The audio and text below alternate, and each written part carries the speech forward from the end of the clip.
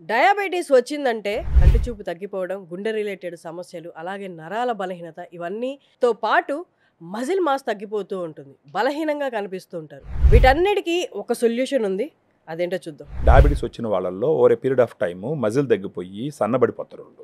So ఆ సన్నబడిపడడం వల్ల ఈ గ్లూకోజ్ కూడా ఖర్చు అవ్వదు కాబట్టి ఎన్ని టాబ్లెట్స్ వాడినా ఆ గ్లూకోజ్ కంట్రోల్ కాదు. సో ఇలాంటి వాళ్ళకి ఇది డైట్కి సంబంధించిన డిసార్డర్ కాబట్టి డైట్తోనే హ్యాండిల్ చేయాలి, సప్లిమెంట్తోనే హ్యాండిల్ చేయాలి. ఆ రకంగా వచ్చినప్పుడు ఉపయోగపడేది ఏంటి అంటే డయాగ్రాండ్. సో దీన్ని ఎందుకు వాడాలా, దీనివల్ల ఉపయోగం ఏంటని మీరు అడగచ్చు.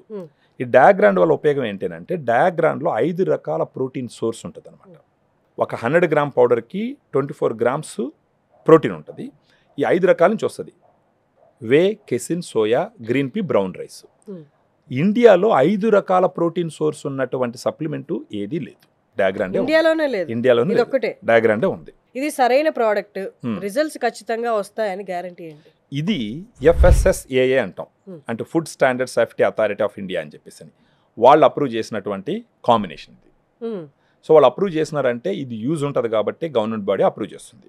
ఓకే, వామ్ వాటర్ లో కలపాలా, నార్మల్ వాటర్లోనే కలుపుకోవచ్చు, మిల్క్లోనే కలుపుకోవచ్చు. బాగా కలుపుకొని తీసుకొని తాగాలన్నమాట.